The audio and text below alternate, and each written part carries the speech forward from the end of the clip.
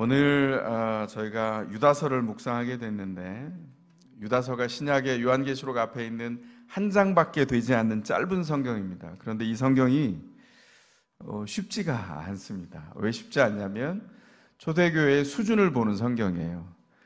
이 짧은 한 장밖에 안 되는 성경 안에 창세기부터 시작해서 창세기, 출애굽기, 구약에 있는 사건들, 그리고 스가랴서 같은 예언서, 그 다음에 심지어는 지금은 우리에게 익숙하지 않지만 초대교회에 익숙했던 위경, 모세 승천기 같은 위경의 내용들, 그 다음에 에녹서 같은 외경에 나와 있는 내용들까지 유다가 굉장히 많은 내용을 이 하나의 짧은 편지 안에 담아두었습니다. 급했기 때문이죠. 뭘까요?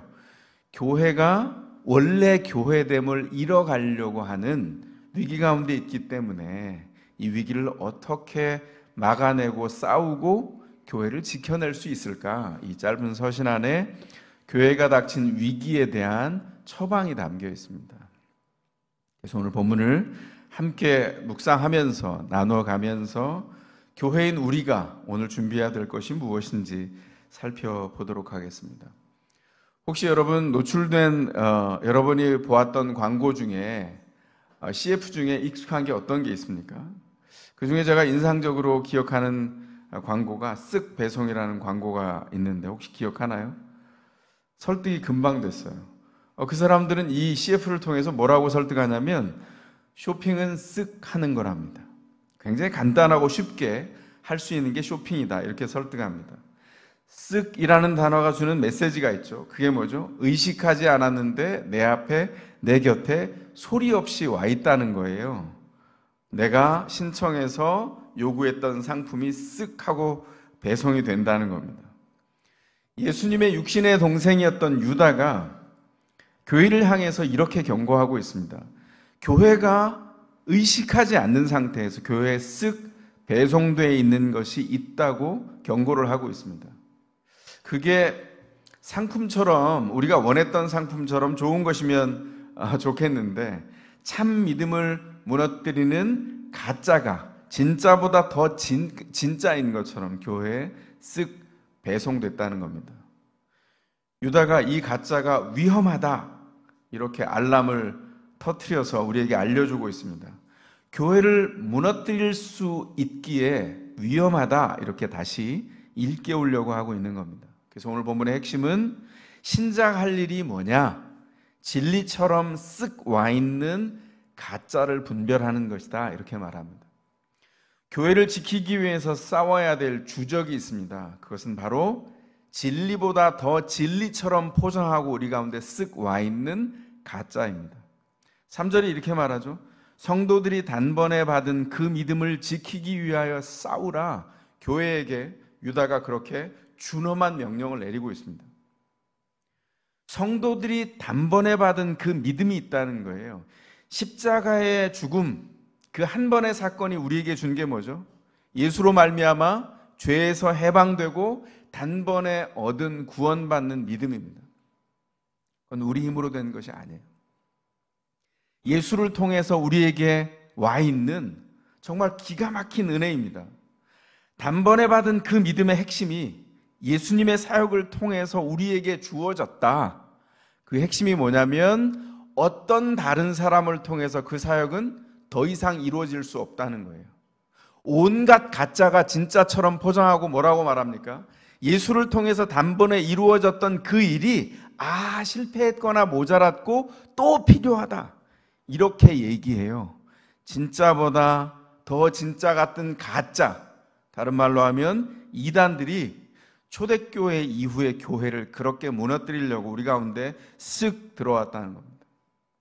예수께서 단번에 이루신 그 십자가의 구원의 은혜, 그 구원은 한 번에 이루어졌기 때문에 심지어는 예수 그리스도를 통해서 다시 이루어질 일도 아니라는 겁니다. 그래서 우리가 이렇게 하지 않는다는 거예요. 우리가 누군가를 전도합니다. 그 사람이 영접하려고 해요. 그러면 이렇게 하나요? 지금 영접하시겠다는 거죠? 예수님이 삶의 주인이라고 영접하시겠다는 거죠? 잠깐만 기다려 보세요. 예수님, 여기 십자가 1인분 추가요. 이렇게 하진 않는다는 거예요. 제가 우스갯소리처럼 얘기하니까 뭘 얘기하시려고 저러나 이렇게 생각할지 모르겠어요. 그런데 교회에 쓱 들어온 가짜 중에 이런 이단이 있다는 겁니다. 사단이 모르는 사이에 교회에 쓱 집어넣어서 형성하려고 하는 힘이 있어요. 그걸 제가 쓱 배송에 비유하자면 쓱세권 이렇게 말하면 좋겠습니다. 동탄역 근처에 귀한 점포 역세권, 사단이 교회 안에서 장악하려고 힘을 떨치려고 하는 사단 쓱세권이 있다는 거예요. 어떻게 해야 된다고요? 그 형성을 막아야 됩니다. 마치 단번에 죽으신 그 예수를 통해서 구원이 이루어졌는데, 예수를 믿으려고 하면 매번 예수께서 십자가에 달려서 다시 돌아가셔야 할 것처럼 이야기하는 이단들이 있어요. 그건 가짜입니다. 한동안 한국 교회를 뿌리채 흔들었던 이단이에요. 그 이후에 아류가 너무 많이 나왔어요. 다른 이단들에도 너무 영향을 끼쳐서 제가 그 이단 이름을 이야기하지 않는 게 더 좋겠습니다. 요점은 이거죠. 단번에 예수를 통해서 이루어진 것, 예수 그리스도를 통해서만 구원이 완성되고 이루어졌다는 것, 여기서 마침표가 찍혔다는 거예요. 마침표를 지우고 이어서 계속 있다고 말하면 이단입니다. 진짜 같은 가짜 어떤 게 있죠? 예수님은 메시아 사역을 실패했다, 그러므로 내가 최종 메시아다, 문선명이 그렇게 왔고요. 그래서 통일교가 유일하게 이단이라고 말하는 또 다른 이단이 또 있어요. JMS, 정명석. 아니, 문선명은 전반부만 완성했고 후반부 최종 완성 마침표를 못 찍었다. 내가 마침표를 찍는다. JMS, 지저스 크라이스트 모닝스타. 정명석의 이니셜이 예수 새벽별이라는 거예요. 명백한 걸 말씀드렸습니다. 이 아류의 이단이 한국에서만 수백 개가 넘습니다. 이런 식의 가짜를 진짜처럼 포장해서 교회 안에 쓱 배송해서 심어놓은 사람들이 얼마나 많은지 몰라요. 다시 한번 요점을 얘기합니다. 속으면 안 되죠. 신자가 된다는 건 뭡니까? 예수 안에서 단번에 받은 그 믿음을 누리고 향유하고 그 믿음을 지켜가는 거예요. 교회의 지도자였던 유다가 자신이 섬기는 교회에 가짜 몇몇이 쓱 배송되었다는 것을 알아챘습니다. 그들은 어떤 성향을 가지고 있었냐면 호들갑을 떨면서 복음이 내포된 그 굉장히 큰 단어들을 요란하게 얘기합니다. 예수를 누구보다 잘 아는 것처럼, 심오한 진리를 가진 것처럼 설파합니다. 심지어는 뭐라고 얘기하냐면 자신이 교회의 지도자들을 많이 양성한 경험이 있다, 이렇게 말합니다. 그들이 진짜라면 교회가 가지고 있는 부족한 점이 메워지고 더 튼튼하게 자랄 겁니다. 그런데 그들이 교회 안에 쓱 배송되어 들어왔을 때 그 교회가 흔들리기 시작합니다. 약해집니다. 만약에 그런 결과가 생기기 시작했다면 그 사람들은 가짜라는 것이죠. 그들은 예수로 말미암아 단번에 받은 그 믿음을 무너뜨리려고 한다는 것입니다. 그들이 퍼뜨린 공포스러운 바이러스가 두 가지가 있어요. 그 첫 번째가 예수를 통해 얻은 구원의 은혜를 방종거리로 부패시키는 바이러스를 퍼뜨린 거고요. 그 두 번째가 결국 그러다가 그리스도 예수를 부인하게 하는 바이러스를 퍼뜨린 거예요. 은혜가 흔들리고 망가지니까 결국은 예수가 우리의 구원자가 아니라고 부인하게 되는 심각한 부패의 바이러스를 퍼뜨리고 거기 감염되어서 교회가 무너지게 만들어 간다는 것입니다. 예수를 통해 구원을 받아서 그 구원이 너무나 기가 막힌 해방과 자유를 줘서 이제 더 이상 예수를 믿은 사람은 다시 죄를 짓지 않는다. 어려운 말로 도덕 폐기론이라고 합니다. 더 이상의 도덕이 필요 없다. 예수 안에서 어떤 행한 것이든 용서를 다 받는다. 이렇게 생각하는 도덕 폐기론은 가짜라는 거예요. 이런 거랑 똑같습니다. 부부가 서로 결혼을 했습니다. 너무 사랑해요. 너무 사랑하기 때문에 자기야, 내가 원하는 건 다 허용해 줄 수 있는 거지? 이렇게 말하는 겁니다. 허용됩니까? 어디까지 허용될까요? 오래전에 한국 사회에 작은 파문을, 작은 돌멩이를 던진 영화 하나가 있어요. 영화 제목은 아내가 결혼했다. 김주혁 씨와 손예진 씨가 주연한 영화인데 그 손예진이라고 하는 신부가 아주 발랄하게 남편한테 얘기합니다. 자기야, 나 사랑하지? 나도 자기 사랑해. 근데 어느 날 와서 이렇게 얘기하는 거예요. 자기야, 나 사랑하는 사람 생겼다? 이렇게 얘기해요. 남편이 눈이 동그래졌죠. 무슨 소리야? 나 사랑하는 사람 생겼어. 내가 당신하고 사랑해서 당신과 결혼했잖아. 근데 또 다른 사랑하는 남자가 생겼어. 그래서 내가 그 사람하고 결혼할 거다. 이렇게 말해요. 남편이 으악 소리 지르죠. 우린 다 알죠, 왜 소리 지르는지. 근데 그 신부는 왜 소리를 질러? 내가 당신하고 사랑해서 결혼했으니까 그 사람하고도 사랑해서 결혼할 수 있어. 이렇게 말해요. 맞습니까? 틀립니까? 지난주에서 시리즈인가요? 틀리다면 근거가 뭐예요? 하나님의 말씀이 근거라는 거예요. 그리스도를 통해서 얻은 구원이 우리를 자유 가운데 방종으로 이끄는 것이 아니라 그 자유는 예수 그리스도께 갑니다. 사도 바울이 그래서 뭐라고 얘기했냐면, 내가 그리스도를 통해서 자유를 얻었으므로 그 자유를 통해서 그리스도께 내가 그 자유를 반납하여 주님을 섬기는 일에 썼다, 이렇게 말합니다. 결혼뿐만 아니라 그가 가지고 있는 일상의 모든 영역 안에서 만나는 일들, 그 일은 자신의 탐욕을 채우기 위한 자유로 쓸 수 없어요. 그것은 방종이죠. 부패한 것입니다. 진리를 인하여서 사는 것 같은데 진리를 무너뜨리는 가짜라는 것이죠. 초대교회에 이 은혜를 방종의 이유로 설파하는 가짜들이 교회 안에 들어왔다는 거예요. 이건 예수를 중심으로 사는 게 아닙니다. 결국 예수를 부인하게 하죠. 이 가짜가 교회에 쓱 들어와서 교회 아닌 것으로 교회를 넘어뜨리고 부패시킵니다. 예수의 은혜로 세워진 교회가 진짜보다 더 진짜 같은 가짜 은혜를 쓱 집어넣어서 무너뜨리게 되는 위협에 직면했다는 거예요. 교회를 사단이 역사하는 사단 쓱세권으로 점령하려고 하는 것이 그 사람들의 전략이었다는 겁니다. 그래서 유다가 교회를 다시 일깨우는 거예요. 사단 쓱세권을 교회 안에 형성하려고 하는 적들이 내부에 있다. 여기 성경에 나타난 세 가지 사건을 정리하면서 교회를 일깨웁니다. 첫 번째 사건은 5절에 있어요. 출애굽 구원의 때에 불순종한 이스라엘이 있었습니다. 하나님의 백성들을 이집트에서 한 번에 구원해 내셨다, 그렇게 얘기합니다. 5절에 한 번에라고 하는 단어가 단번에 구원 얻게 된 그 믿음, 단번에란 말과 똑같은 단어예요. 단어가 아예 똑같은 단어입니다. 더 이상 두 번이 필요 없는, 반복이 필요 없는 딱 그 한 번의 구원을 통해서 주께서 하나님만 할 수 있는 구원을 이루셨다는 거예요. 그게 출애굽입니다. 이건 오직 하나님의 은혜로만 이루어진 일이에요. 그 은혜를 안다면 백성이 반응해야 될 게 뭘까요? 순종입니다. 그 은혜가 너무 소중하기 때문에 순종의 반응으로 행동해야 된다는 것이죠. 근데 그 출애굽의 구원을 받고도 이건 내 의지 때문에 나온 거지, 이렇게 생각하는 사람이 있다는 거예요. 하나님의 은혜를 깡그리 잊어버렸습니다. 그 믿지 않는 사람들 어떻게 했다고요? 하나님께서 그 광야에서 다 멸하셨다는 거예요. 두 번째 사건은 6절입니다. 천사들도 마찬가지라는 거예요. 하나님께서 천사를 부르셨어요. 천사를 정해진 그 자리에 두셨습니다. 그런데 그 부르심의 은혜를 천사들이 잊어버리고 정해진 자리를 벗어났습니다. 하나님의 은혜가 방종의 이유가 되었을 때 그들은 더 이상 천사가 아닙니다. 그들은 악마가 되었죠. 주님이 어떻게 하셨어요? 마지막 심판 때까지 영원한 사슬에 묶어서 어둠에 가두어 버리셨습니다. 더 이상 하나님의 은혜를 누릴 수 없어요.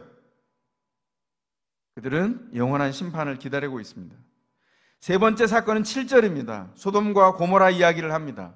소돔과 고모라와 그 주위의 성들, 이렇게 말한 건 소돔과 고모라의 죄 때문에 그 영향이 그 주위의 도시들까지도 미쳤다는 거예요. 소돔과 고모라의 문제가 뭐였습니까? 그 도시들에 사는 사람들이 다 음란에 빠졌다는 거예요. 주어진 일상에서 하나님의 은혜를 잊어버리면 남는 건 뭘까요? 방종과 탐욕 외에는 아무것도 없습니다.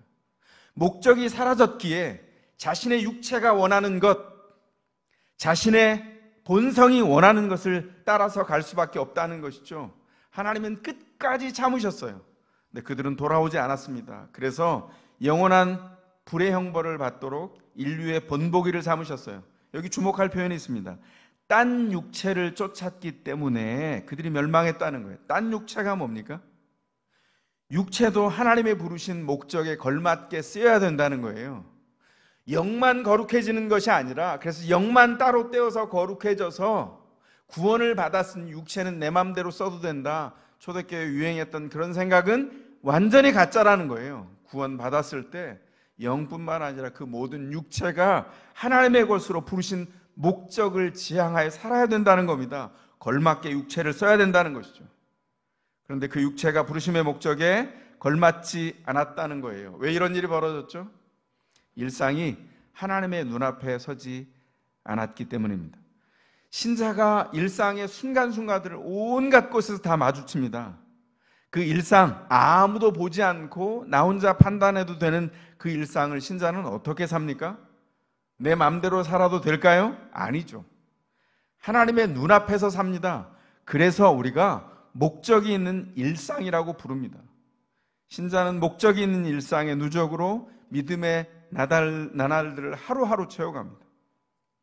소돔과 고모라 성에 살았던 이 주민들은 일상이 다 무너졌습니다. 그들은 누적된 자신들의 일상을 그 한날 그대로 표현했는데, 방문객들을 어떻게 했다고요? 성적인 놀이개로 쓰려고 집단적으로 우르르 밤마다 몰려다니면서 성폭행을 자행했다는 거예요.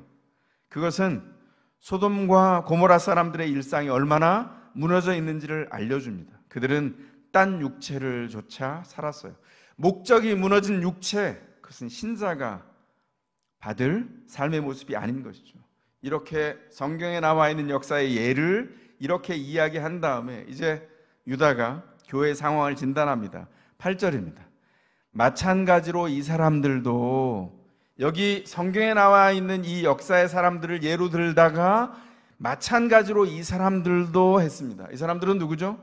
유다가 주목하고 있는 그 교회에 쓱 들어온 사단의 쓱세권을 형성하려고 하는 사람들입니다. 그들은 심판을 받게 됩니다. 왜냐하면 교회를 무너뜨리는 것이 그들의 죄이기 때문입니다. 그들이 가지고 있었던 죄의 세 가지 요소가 뭐였을까요? 육체를 더럽히는 일이고, 권위를 업신여기고, 영광스러운 존재들을 모독한 것입니다. 교회 사단 쓱세권을 쓱 마련한 자들의 죄가 뭘까요? 두 가지로 요약할 수 있습니다. 그 첫 번째 죄는 교회 지도자들의 권위를 무시했습니다. 그것은 아무것도 아닌 일 같지만 교회를 무너뜨리는 범죄였다는 것이죠. 교회는 지도자의 권위를 무너뜨리는 가짜 진리와 싸워내야 합니다. 그토록 높은 위치에 있었던 천사장 미가엘도 어떻게 했다고요? 사단과 모세의 시체를 두고 싸울 때 자신의 판단을 입으로 뱉는 일을 자제하고 최종 결정을 하나님께 맡겼다는 거예요. 사단이 얘기하죠. 이 시체는 이제 완전히 물질이 됐기 때문에 이제 악해졌기에 자기 관할이라는 거예요.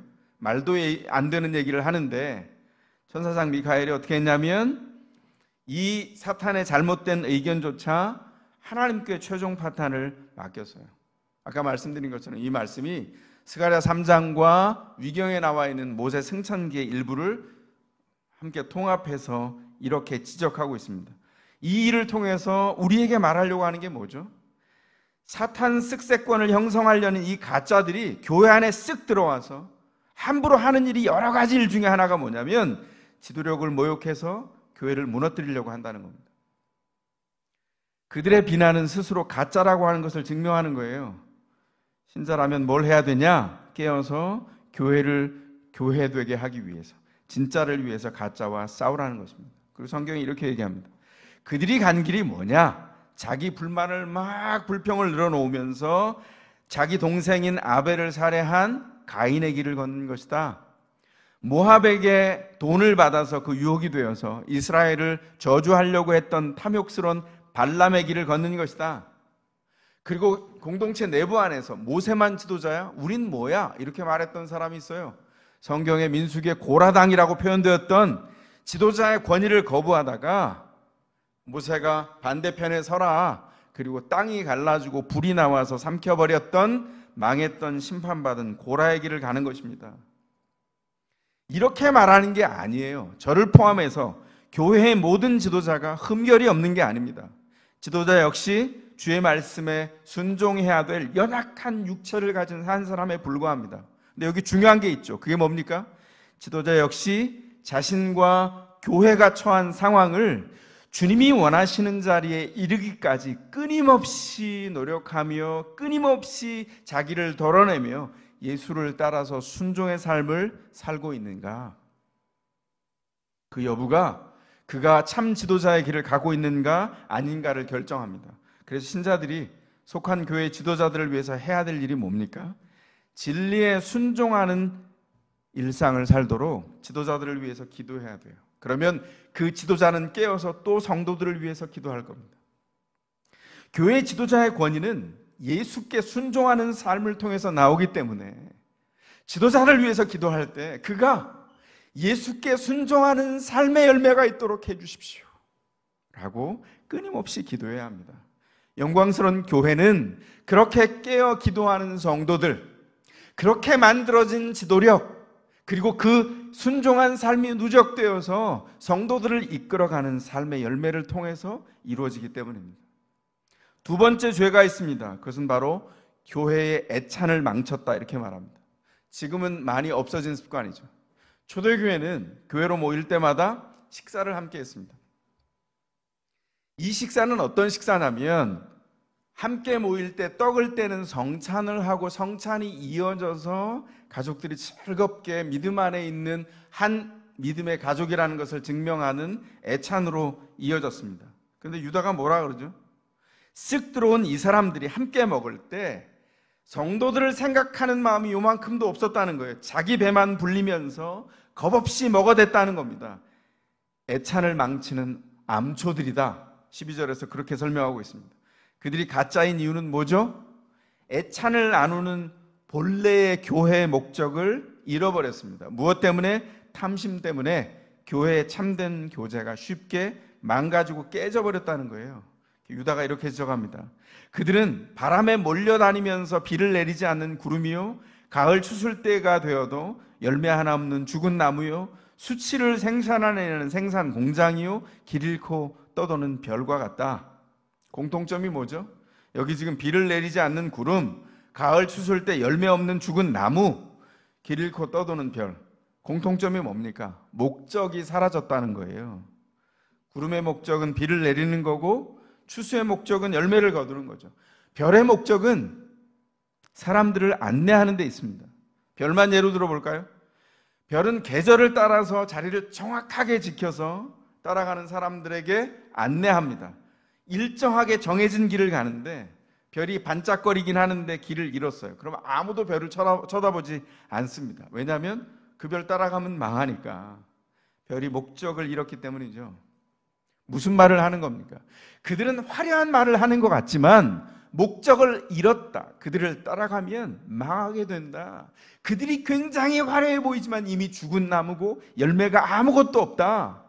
그들은 정말 비를 먹으면 구름 같으나 비를 내릴 수 없는, 능력이 없는, 진리 가운데 무능력한 목적을 잃은 존재들이다. 그런데 그들이 지도자 행세를 하고 있다. 그들을 그 자리에서 내려오게 해야 된다. 교회가 무너진다. 이게 유다의 경고고 다시 일깨우는 이유입니다. 자, 이제 교회가 교회되기 위해서 진짜같이 포장된 가짜와 싸워야 될 일을 우리가 들었습니다. 이제 이걸 깨달았다면 이걸 깨달은 신자인 우리는 무엇을 해야 될까요? 참된 교회를 지켜야 된다 이렇게 말합니다. 17절 이하에 유다가 교회에 명령을 하는데 그 명령이 4개입니다. 기억하라 17절, 지키라 21절, 동정하라 22절, 세상에 떠도는 많은 사람들을 주께로 구원하라 23절. 이 4개의 명령이 나와 있습니다.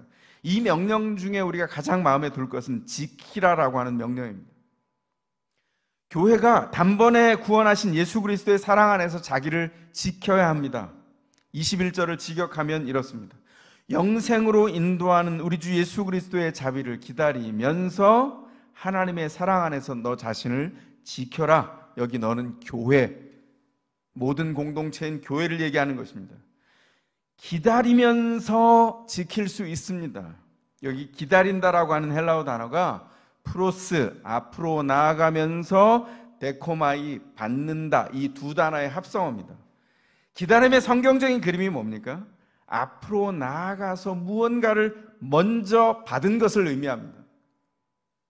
신자에게 소망이 있는 이유가 뭐냐면 그리스도께서 단번에 이루신 일을 통하여 주님 앞에 나아갔을 때 우리가 먼저 받은 것이 있다는 거예요. 예수 그리스도를 통해서 흔들리지 않는 소망입니다. 그것을 받았기 때문에 기다릴 수 있어요. 그렇게 기다리면서 교회는 진리를 지켜낼 수 있다고 말합니다. 소망을 가졌기 때문에 진리를 지킵니다. 약속을 품고 기다릴 수 있다. 성경은 단언합니다. 단번에 이루신 그리스도 예수의 구원이 상황 때문에 흔들릴 수 없습니다. 오히려 흔들리는 상황을 확신한 소망으로 인도해 갑니다. 복음의 능력이 그 안에 담겨 있기 때문입니다. 사랑하는 성도 여러분, 우리가 누려야 할 것이 무엇입니까? 바로 이 신자의 부르심입니다. 이 신자의 교회됨입니다. 쓱 들어오려고 하는 그 가짜로부터 진짜를 지키기 위해서 역사 속의 교회들은 싸워왔습니다. 그렇게 교회가 진리를 지켰고 그렇게 지켰기에 다음 세대에게 믿음을 계승할 수 있었습니다. 이제 우리 차례입니다. 교회들이 분투했던 것처럼 더샘물 교회도 분투하며 그 진리를 지키고 다음 세대에게 예수 그리스도를 통해서 단번에 이루어진 이 진리를, 삶에 가득 채워져야 될 이 진리를 전달해 주어야 할 것입니다. 초대교회 지도자 유다를 통해서 다시 일깨워 주신 그 교회의 영광이 쇠하지 않도록 지켜냅시다. 성령을 의지하면서 주어진 각 사람의 일상이, 그 일상의 현장이 교회의 영광을 드러낼 수 있기를 주의 이름으로 축원합니다.